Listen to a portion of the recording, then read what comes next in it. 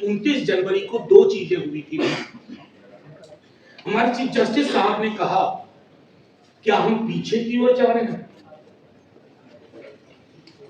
जी साहब, आपको नहीं दिख रहा होगा, हम तो पीछे ही चल रहे हैं।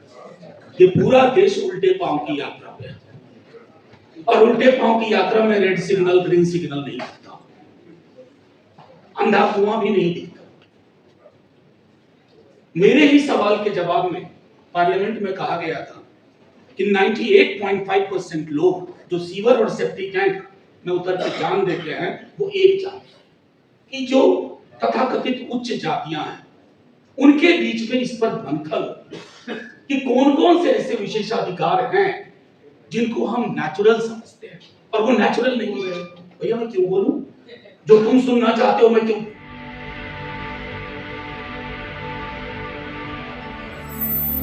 मंच पे और आप सब, क्योंकि कईयों को व्यक्तिगत रूप से जान रहा हूं, तो मेरा पहला पोजीशन ये है कि मैं वो सारी बातें नहीं बोलूंगा जो बाकी वक्ता बोल चुके हैं, लेकिन इंदिरा जी से मेरा एक आग्रह होगा। हमारे जो चीफ जस्टिस साहब हैं, अक्सर क्या हो रहा है इन दिनों, जब नया वाला आता है तो पुराना वाला बेहतर लगने लगता है यार, वो नहीं। तो हाँ, मैं है का इस्तेमाल खड़ी बोली के अंदाज में किया है, क्योंकि आजकल लोग इससे भी नाराज हो जाते हैं कि विल्सन साहब इसी तरह। अब मैं शुरुआत करूंगा, ज्यादा 4 से 5 मिनट में अपनी बात रखूंगा। पहली चीज, जनवरी को दो चीजें हुई थी। हमारे चीफ जस्टिस साहब ने कहा, क्या हम पीछे की ओर जा रहे हैं? जी साहब, आपको नहीं दिख रहा होगा, हम तो पीछे ही चल रहे हैं। ये पूरा देश उल्टे पांव की यात्रा पे है, और उल्टे पांव की यात्रा में रेड सिग्नल ग्रीन सिग्नल नहीं दिखता, अंधा कुआं भी नहीं दिखता। मेरे ही सवाल के जवाब में पार्लियामेंट में कहा गया था कि 98.5% लोग जो सीवर और सेप्टिक टैंक में उतर के जान देते हैं, वो एक जाति की उपजाति के लोग। और फिर हमारे चीफ जस्टिस साहब कहते हैं कि जाति व्यवस्था को फिर से बहाल करना है। साहब, बहाल किसको करना? वो तो बहाल है, वो विश्वविद्यालयों में बहाल है, वो जुडिशियरी में बहाल है। और आज मैंने देखा, कल एनआई पीटीआई के साथी हैं यहाँ, कल कहा कि क्लास 8 के एक टेक्स्ट बुक में आया है करप्शन इन जुडिशियरी। मैंने कहा व्हाई ओनली जुडिशियरी? सारे संस्थानों में करप्शन की बात करो।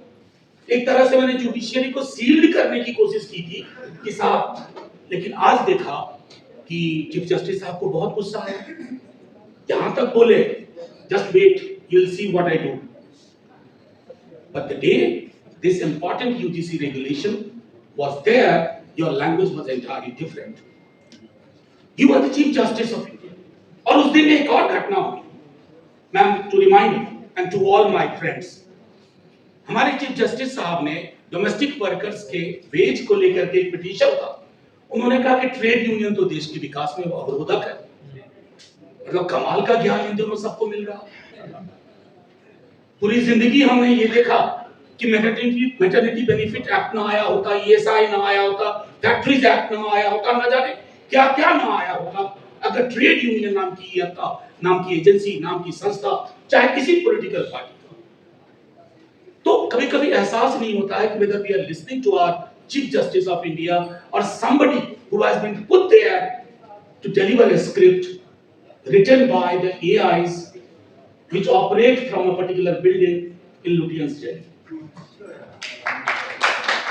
ये दूसरी चीज मैं कहूंगा, उर्मिलेश जी हैं यहाँ, इन्होंने बहुत पहले मुझसे कहा था, जिनको याद नहीं होगा, मैंने व्हाइट मेंस प्रिविलेज पर काफी कुछ पढ़ा था। मेरी इच्छा हुई कि जो तथाकथित उच्च जातियां हैं, उनके बीच में इस पर मंथन कि कौन कौन से ऐसे विशेषाधिकार हैं जिनको हम नेचुरल समझते हैं और वो नेचुरल नहीं है। मैंने एक आर्टिकल लिखा, लंबा चौड़ा, अभी तक कुछ अंग्रेजी दैनिक है जो छाप देते हैं, और मैंने उस सवाल को घेरा। और हाल में जब यूजीसी पे ये शुरू हुआ, कई लोगों ने मेरे सरनेम को अटैक किया, तुम क्यों नहीं बोल रहे हो? भैया मैं क्यों बोलूं?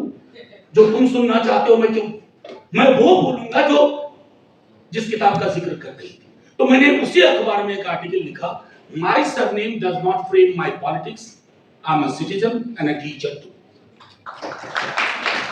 और मैं उस हिसाब से फैसले लूं। मैं सिर्फ आपके माध्यम से जो लोग मैं कहूंगा, आप असहज इसलिए महसूस करते हैं, तमाम उच्च जातियां में सब नहीं, कुछ लोग, लेकिन उनके पास मीडिया की एक बड़ी ताकत है, उनका बुलबुला भी तूफान दिखता है, हमारा तूफान भी बुलबुला बना दिया जाता है। तो उसको समझने की कोशिश होनी चाहिए।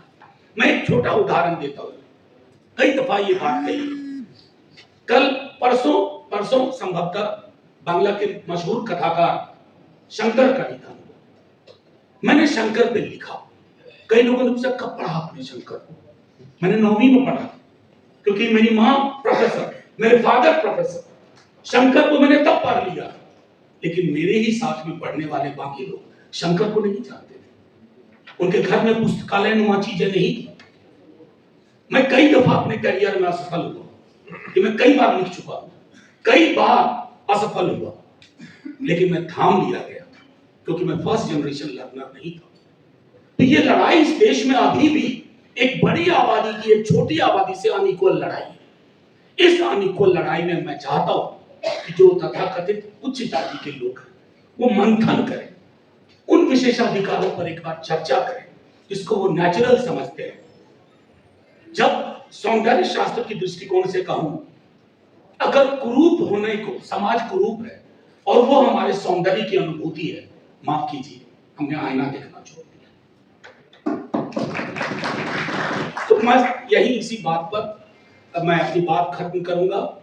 एक और चीज आखिरी कह करके, और ये लड़ाई एक दिन की भी नहीं है। 19 मार्च को कुछ बहुत बड़ी चीज आसमान से गिरेगी, आसमान से वैसे भी इन दिनों नहीं गिरती है। 3 स्तर पर इस लड़ाई के लिए हम सबको तैयार होना होगा। प्रतिशोध की लड़ाई नहीं, बदलाव की। और पहली चीज है ये दार्शनिक लड़ाई, दूसरी चीज है दार्शनिकता से वैचारिकता का समावेश, और तीसरा सांगठनिक। और जिसका इशारा, एक बात अपने पॉलिटिकल पार्टीज के बारे में जो कही, मैं आधा सहमत हूं आधा असहमत हूं। Political parties mostly election fighting machine बन गई, वो चुनाव लड़ने की मशीन है, और चुनाव लड़ने की मशीन तब तक ऑपरेटिव फ्रेमवर्क अडॉप्ट नहीं करती जब तक वो कॉस्ट बेनिफिट एनालिसिस ना हो। और कई दफा बहुत पॉलिटिकल पार्टीज को लगता है कि हड़बड़ा के क्या कमेंट कर रहे हैं, थोड़ा वेट करो मोमेंटम बनने दो, किधर क्या मोमेंटम बन रहा है। दुनिया में कहीं भी, अनिल भाई, दुनिया में कहीं भी कोई पॉलिटिकल पार्टी कभी बदलाव नहीं करेगी, सड़क और गांव है। और political party more often than not वो हेलमेट लेके बैठी रहती हैं, बाइक आई किसी और की, कोई और चला रहा, पीछे बैठ जाती। इसको हम कहते हैं दैट्स ऑल। बहुत बहुत शुक्रिया आप सबका। जय हिंद, जय हिंद।